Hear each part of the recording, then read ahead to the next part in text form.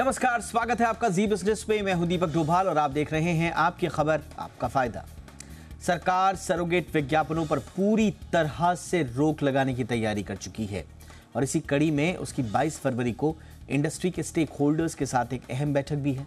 माना यह जा रहा है कि सख्ती बढ़ाने के साथ साथ सरकार सरोगेट विज्ञापनों पर नजर बनाए रखने के लिए AI टूल्स का इस्तेमाल भी करेगी।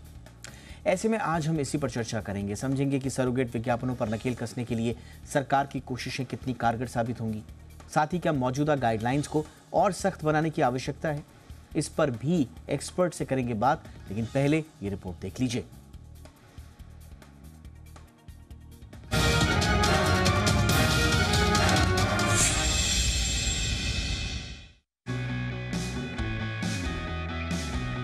भ्रामक और झूठे विज्ञापनों पर अंकुश लगाने के साथ सरकार सरोगेट विज्ञापनों पर सख्त गाइडलाइन जारी कर चुकी है, लेकिन अभी भी सेंट्रल कंज्यूमर प्रोटेक्शन अथॉरिटी यानी CCPA की ओर से जारी गाइडलाइन का कंपनियां पूरी तरह से पालन नहीं कर रही हैं।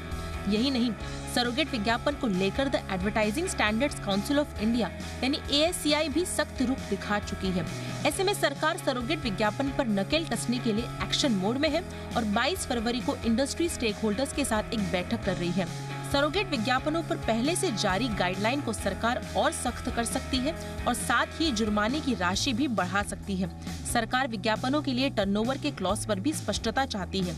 दरअसल ASCI के तय नियमों के तहत किसी ब्रांड को बढ़ावा देने के लिए कंपनी के कारोबार और उसके निवेश संबंधी जानकारियों को उजागर करना जरूरी है। कंपनियों को ये सुनिश्चित करना भी जरूरी है कि विज्ञापन पर होने वाला खर्च कंपनी के कारोबार के अनुपात में हो रहा है या नहीं। यानी विज्ञापनों के लिए टर्नओवर के क्लॉज का कंपनियों को सख्ती से पालन करना होगा। ये एक ऐसी शर्त है जो सरोगेट विज्ञापनों पर नकेल कसने का काम करेगी। कैसे, ये भी समझना जरूरी है। इसके लिए पहले आपको सरोगेट विज्ञापन को समझना होगा। दरअसल कोई भी कंपनी प्रतिबंधित उत्पादों का विज्ञापन सीधे तौर पर नहीं कर सकती। ऐसे में उसे ग्राहकों तक अपने उत्पाद को पहुंचाने के लिए सरोगेट विज्ञापन का सहारा लेना पड़ता है। जैसे तंबाकू, सिगरेट और शराब पर विज्ञापन की पाबंदी है, तो इन उत्पादों से जुड़ी कंपनियां अपने उसी ब्रांड के नाम से दूसरा उत्पाद तैयार करती हैं, जिसके विज्ञापन पर प्रतिबंध नहीं होता, जैसे सोडा और मिनरल वाटर। दरअसल ये उत्पाद मात्र दिखावे का होता है। कंपनियों का मकसद कंज्यूमर तक अपने प्राइमरी प्रोडक्ट के नाम को पहुंचाना होता है। इस तरह प्रतिबंधित उत्पाद की पहुंच सोडा या मिनरल वाटर के जरिए कंज्यूमर तक हो जाती है। इस तरह कंपनियां कानूनी पचड़े से निकल जाती हैं।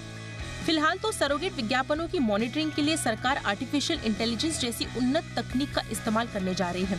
वहीं अगर सेलिब्रिटीज ऐसा विज्ञापन करते हैं तो उन्हें इसके लिए डिस्क्लोजर देना होगा। फिलहाल तो भ्रामक विज्ञापनों पर नकेल कसने के बाद सरकार की सरोगेट विज्ञापन को लेकर सख्ती निर्णायक साबित होने वाली है। ब्यूरो रिपोर्ट, जी मीडिया।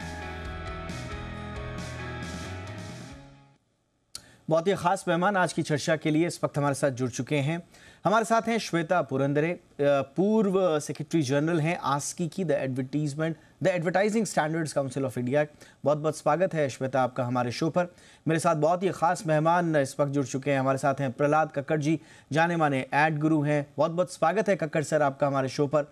और मेरे साथ हैं आशुतोष श्रीवास्तव, एडवोकेट हैं सुप्रीम कोर्ट में। आशुतोष जी आपका भी बहुत बहुत स्वागत है। मैं कक्कड़ सर आपसे चर्चा की शुरुआत करना चाह रहा हूं और ये पुरानी बहस है sir. The cable television network rules 1994 के तहत ऑलरेडी अल्कोहल ऑन टेलीविजन की एडवर्टीजमेंट को प्रोहिबिट किया गया है। इसके अलावा भी जो सरोगेसी से जो सरोगेट एड्स जो हैं उन पर पाबंदी लगाने के लिए, उनको सीमित करने के लिए रह रहकर हमारे पास स्टैंडर्ड्स, गाइडलाइंस आती रही हैं, लेकिन उनका पालन होता नहीं है सर। क्यों और इसका क्या कारण है? और अब सरकार जो इस पे बैन लगाने की कोशिश कर रही है पूरी तरह से, उस पर आपका टेक, लेकिन अभी तक ये क्यों बने हुए हैं सर?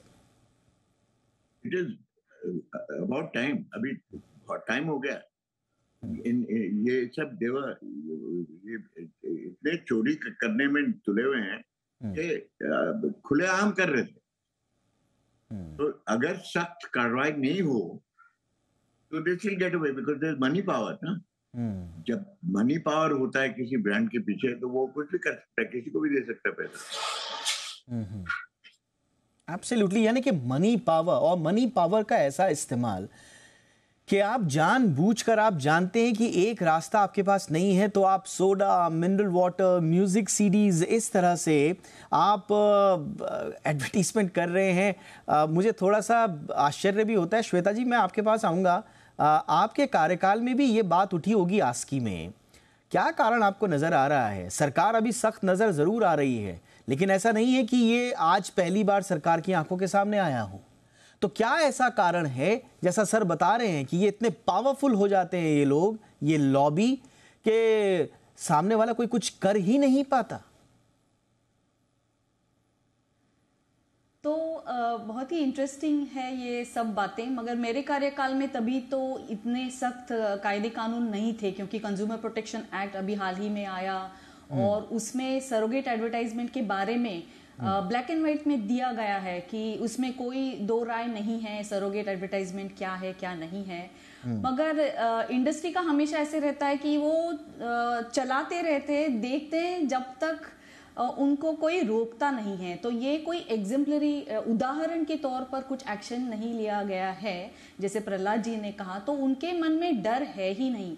तो आप तो सरोगेट की बात कर रहे हैं, मैं तो कह रही हूँ कि सरोगेट की उनको ज़रूरत भी नहीं है, क्योंकि आजकल तो सोशल मीडिया पर इन सभी बड़े बड़े ब्रांड्स के हैंडल्स है, इंस्टाग्राम हैंडल्स है और उनका डायरेक्ट विज्ञापन चल रहा है। तो डायरेक्ट एडवर्टाइजिंग भी धड़ल्ले से चल रही है। और एक फेमस जो इलायची का प्रोडक्ट है उसकी भी एक यूट्यूब पर उनका खुद का चैनल है और लगभग 7 करोड़ लोगों ने उनका एक विज्ञापन देख भी लिया है। तो उनका रीच बहुत है, कार्रवाई कोई नहीं हो रही। जैसे कि दूसरे रेगुलेटर है, हम देख रहे हैं कि सेबी ने कितनी सख्त कार्रवाई की, पेनल्टीज दिए, लोगों के ऊपर बैन लगा दिया, इन्फ्लुएंसर के खिलाफ एक्शन ली गई।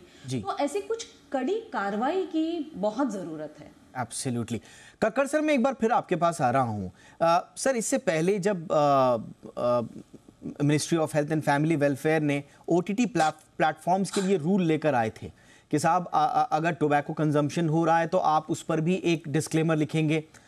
इसका वेलकम तो जरूर हुआ, लेकिन क्रिएटिव दुनिया में कहा कि साहब ये क्रिएटिव फ्रीडम पर आघात है और इस तरह वो एक्सपीरियंस नहीं मिल पाएगा व्यूअर को जो मिलना चाहिए। तो ये क्रिएटिव फ्रीडम की भी बार बार इस पर चर्चा होती रहती है। आपको लगता है सर कि कंज्यूमर का हित, उसके स्वास्थ्य से बड़ा क्रिएटिव फ्रीडम हो सकता है? नहीं, क्रिएटिव फ्रीडम अगर कहानी हो, लंबी कहानी, चौड़ी कहानी हो और उसमें वो जो बंदा है वो चेन स्मोकर है, तो उसका कैरेक्टर पार्ट हो जाता है। पर एडवर्टाइजमेंट में कोई एक्सक्यूज नहीं है। ये सरोगेट एडवर्टाइजिंग जो है, इसको कुछ उखाड़ के फेंक देनी चाहिए, जड़ से उखाड़ के फेंक देनी चाहिए। ये आपने सही बोला सर, और एग्जैक्टली सर, इस समय सरकार इसी मंशा में है और सरकार कह रही है कि ये पूरी तरह से बंद होना चाहिए। बट अभी भी सरकार के पास जो मौजूदा कानून हैं, क्या आपको लगता है उनमें ये हो पाएगा या कुछ नया करना होगा सर? उनको बिल्कुल नया करना पड़ेगा। इन्फ्लुएंसर को कार्रवाई खिलाफ सख्त कार्रवाई लेनी चाहिए और ऊपर से जो ब्रांड है उसके ऊपर जुर्माना होना चाहिए। पर जुर्माना 100-200 रुपए का नहीं, जुर्माना लाखों का होना चाहिए। बट सर, इंडस्ट्री की तरफ से एक बात बार बार आती है, आपका एक बहुत लंबा एक्सपीरियंस है, आप भी 2-4 होते रहेंगे इंडस्ट्री की इस आवाज से कि साहब हम तो कारोबार कर रहे हैं, अगर कारोबार करने की आपको इजाजत है तो फिर प्रचार करने की क्यों नहीं? इस तरह की बातें भी आती हैं, तो क्या इस पर क्या कहा जाए? नहीं, पर there are many countries that have banned alcohol and cigarettes, और उन कंट्री में कुछ प्रॉब्लम नहीं है, हमारी कंट्री में सिर्फ प्रॉब्लम। तो दिस बिजनेस ऑफ कारोबार कर रहे हैं, तो चलो, डू यू वांट सरकार कि तुम्हारी लाइसेंस ही छीन नहीं जाए? तो होना चाहिए फिर। जो हरकत कर रहे हैं सरोगेट एडवर्टाइजिंग के साथ, उनकी लाइसेंस बंद कर दो, फैक्ट्री बंद कर दो। ये चाहिए ना उनको। जी। एब्सोल्युटली सर, यानी कि आप कह रहे हैं कि आप कारोबार कीजिए, लेकिन उसका एक दायरा है और संवैधानिक मर्यादा है, उसकी एक रिस्पॉन्सिबिलिटी है। अगर उस रिस्पॉन्सिबिलिटी को, absolutely, this is highly irresponsible, yes, what they are doing. और अगर रिस्पॉन्सिबिलिटी आप नहीं निभा रहे हैं तो स्वाभाविक रूप से फिर आप पर सख्त से सख्त कार्रवाई क्यों ना हो। आशुतोष जी, अब मैं आपके पास आ रहा हूं, जरा बताइए, सरकार ने तैयारी तो की है, लेकिन जैसा मैं अभी कह रहा था कि the cable television network rules 1994, इसके अलावा भी मिनिस्ट्री ऑफ हेल्थ की गाइडलाइंस हैं, आस्की की बहुत बार इसमें रिवाइज्ड गाइडलाइंस आई हैं सरोगेट एडवर्टीजमेंट्स को लेकर, बहुत सारी चीजें हमारे पास हैं, लेकिन इसके बावजूद भी अभी आशुतोष सरकार ये कह रही है कि हम कुछ नए क्लॉज जोड़ेंगे, बंद हो नहीं रहा है। ये मजबूरी ऐसी क्यों, अभी तक इतने सीरियसली क्यों नहीं लिया जा रहा है इन कानूनों को? देखिए, मैं अभी जो रिसेंट कानून है इस पे तो मैं आऊंगा। देखिए, जब 1975 में ही जो है सरोगेट जो एडवर्टाइजिंग है उससे रिलेटेड इश्यूज उठे थे, और हम जानते हैं कि जो सर्टेन प्रोडक्ट्स हैं, चाहे वो सिगरेट हो या तंबाकू हो, इसमें जो है ये लिखना कि ये इंजूरियस टू हेल्थ है, ये तब शुरू हुआ था 1975 में। फिर 1995 में एडवर्टाइजिंग जो है, डायरेक्ट एडवर्टाइजिंग को पूरा बंद किया गया। फिर हम जानते हैं कि 2003 में भी जो है एक्ट लाया गया जिसमें सर्टेन प्रोविजंस लाए गए, जिसमें पूरी तरह से जो है बैन किया गया जो सरोगेट एडवर्टाइजिंग है ऐसे प्रोडक्ट का। और अब जो है अगर आप देखें तो कंज्यूमर प्रोटेक्शन एक्ट में अमेंडमेंट लाया गया 2022 में, और इसमें जो है सेंट्रल कंज्यूमर प्रोटेक्शन अथॉरिटी को, सीसीपीए को लाया गया और उसको सर्टेन पावर्स दिए गए। और उसी पावर्स के हिसाब से जैसे हम जानते हैं कि आज के डेट में जो सरोगेट जो एडवर्टाइजिंग हुई है कुछ प्रोडक्ट्स का, जिसका मैं नाम नहीं लेना चाहता हूं, उनको नोटिसेस भी भेजा गया है सीसीपीए द्वारा, और जो फाइन है आज के डेट में उसको 10 लाख रखा गया है अगर फर्स्ट टाइम गिल्टी कोई भी कंपनी पाई जाती है सरोगेट एडवर्टाइजिंग के लिए, और अगर ये फिर रिपीट होता है सेकेंड टाइम तो उसको 50 लाख तक का भी जो है जुर्माना रखा गया है। तो ये सरोगेट एडवर्टाइजिंग सिर्फ इंडिया में ही नहीं बल्कि दूसरे कंट्रीज में भी इसको बहुत स्ट्रिक्टली लिया गया है। आपको लगता है आशुतोष ये 50 लाख की लिमिट बढ़ानी पड़ेगी? इतनी बड़ी बड़ी कंपनीज हैं, 50 लाख तो कुछ भी नहीं है इनके लिए। देखिए, क्या होता है कि जब कोई भी कानून में बदलाव लाया जाता है, जैसे इसमें लाया गया 2022 में, अब उसका जो आउटकम है उसको देखते हुए जो है अमेंडमेंट लॉ में होता रहता है। अब हमें लगेगा कि इससे जो है बहुत लगाम अगर प्रॉपर लग रहा है, इफेक्टिव हो रहा है इस तरह के फाइन्स को लगाने से, तो हो सकता है कि सरकार और इसको कंटिन्यू करे। और अगर लगता है कि नहीं इससे भी काम नहीं चल रहा है, इसको हमें और स्ट्रिक्ट बनाना पड़ेगा, तो और स्ट्रिक्ट भी उसको बनाया जाएगा। लेकिन देखिए, वो टाइम टू टाइम अमेंडमेंट्स होते हैं, और जिस तरह से कंपनियां बढ़ती हैं उनके तरीके बिजनेस के चेंज होते हैं और उनका तरीका एडवर्टाइजिंग का बदलता है, उसी तरीके से जो है सरकार भी उसको टैकल करने के लिए अलग अलग देशों में अलग अलग तरीके के कानून। बट ये एक बड़ा विचारणीय प्रश्न है कि हमारे यहाँ हमेशा कानूनों की सख्ती को लेकर थोड़ा सा शिथिलता सी दिखती है। मतलब अगर आप जुर्माना लगा रहे हैं तो आप 10 लाख का, 5 लाख का, 50 लाख का लगा रहे हैं। अच्छा, 50 लाख का जुर्माना भी आपके ऐसे केसेस में होगा जो बिल्कुल रेयर किस्म के होंगे, वरना आप 2-4 लाख का जुर्माना देकर छूट भी सकते हैं। जबकि इस तरह के एडवर्टीजमेंट से आप 50, 100, सैकड़ों करोड़ कमा चुके होते हैं। तो ऐसा लगता है कि ये उनके लिए कोई थ्रेट नहीं रह जाता, बल्कि ये ऐसा होता है कि रस्म अदायगी, हाँ ठीक है जुर्माना देना है ना, हाँ ठीक है दे देंगे चलो। जैसे वो बार बार जो आदतन ट्रैफिक रूल नियमों का उल्लंघन करने वाला एक आदतन जो नियमों का तोड़ने वाला हो जाता है ना, यहाँ ज़्यादा ज़्यादा क्या होगा, 100 रुपये का चालान होगा, दे देंगे 100 रुपया। तो ये इस तरह से इस इंडस्ट्री में देखने को मिलता है। लेकिन ये प्रवृत्ति कब टूटेगी, इस पर थोड़ा सा ब्रेक से बात करेंगे, क्योंकि इस बार गवर्नमेंट जो कह रही है, 22 तारीख को सभी स्टेक होल्डर्स के साथ मीटिंग है, इस बार सरकार ये कह रही है, और मैं इस पर बात करूंगा अगले हिस्से में, कि आप टर्नओवर के हिसाब से एडवर्टीजमेंट करिए। ये नहीं कि आपका जो प्राइम प्रोडक्ट है वो तो है 100 करोड़ का, अब आप उस अल्कोहल का प्रोडक्ट है तो आप टोबैको का प्रोडक्ट तो आप दिखा नहीं सकते, लेकिन उसकी एवज में आपने एक छोटा मोटा आपने प्रोडक्ट खड़ा कर दिया, रातों रात खड़ा कर दिया। उसका मार्केट कुछ नहीं है, उसकी मार्केट कैप कुछ नहीं है, डिस्ट्रीब्यूशन कुछ नहीं है, बस आपने खड़ा किया हुआ है, और उसके मार्केट कैप से कहीं ज़्यादा आप उसके एडवर्टीजमेंट पर खर्च कर देते हैं, क्योंकि वो सरोगेट एडवर्टीजमेंट है। तो इसलिए सरकार ने इस बार थोड़ा एक अलग out of the box idea निकाला है कि टर्नओवर के हिसाब से एडवर्टीजमेंट होगा। तो सरोगेट जितने भी प्रचार हैं उन पर एक बड़ा प्रहार सरकार ने करने की कोशिश की है। इनफैक्ट 22 तारीख को सभी स्टेक होल्डर्स के साथ एक बड़ी बैठक होने वाली है और इसके बाद सरोगेट एडवर्टीजमेंट पर कंप्लीट बैन किस तरह से लगाया जाए, शायद उसकी एक मुकम्मल रूपरेखा हमारे सामने होगी। लेकिन ये कितना मुश्किल और आगे की राह क्या हो सकती है, इसी पर बात कर रहे हैं बहुत ही खास मेहमानों के साथ। कक्कड़ सर, ये आपको आइडिया कैसा लगा कि सरकार कह रही है कि जितना टर्नओवर होगा उसी के हिसाब से आपको एडवर्टीजमेंट करना पड़ेगा, क्या ये कारगर आपको नजर आ रहा है सर? देखिए, देयर सर्टेन प्रोडक्ट्स, अल्कोहल के छोड़िए, ये तो पानी है या क्या कहते हैं म्यूजिक सीडीज है, ये तो कुछ भी नहीं है। पर जो टबैको की लॉबी जो है, उन पे जो गुटखा जो है, गुटखे के साथ जो ब्रांड जुड़े हुए हैं, those are also pretty big, it's not that small, छोटे मोटे नहीं है। वो इलायची है या स्वीट सुपारी हो या कुछ भी हो, वो भी 200-300 करोड़ का तो टर्नओवर उनका आराम से है। पर गुटखे का जो पूरा बैन हो रखा है, उसका टर्नओवर 1000 करोड़ से ऊपर। जी एब्सोल्यूट। सर आपको लगता है इस पर एक बार इस पर ये बहस आकर टिक जाती है और वो है पर्सनल मॉरल रिस्पॉन्सिबिलिटी, और ये आपके इन्फ्लुएंसर पर भी आती है ये मॉरल रिस्पॉन्सिबिलिटी, ये आपका एडवर्टीजमेंट बनाने वाले प्रोडक्शन हाउस पर भी आती है। तो क्या आपको लगता है कि मॉरल रिस्पॉन्सिबिलिटी तक बात सीमित रह गई है? नहीं, मॉरल रिस्पॉन्सिबिलिटी अगर लोग है तो 2 हाथ से ताली बजती है, 1 हाथ से नहीं बजती। तो मॉरल रिस्पॉन्सिबिलिटी सबकी है, from manufacturer to advertising agency to production house to influencer, सबकी रिस्पॉन्सिबिलिटी होती है। सबको या तो चौपट कर दो, कार्रवाई करके उनको फाइन लगा के सबको चौपट कर दो, नहीं तो चलने दो जैसे चल रहा है, कुछ मत करो, हाथों हाथ धर के बैठो।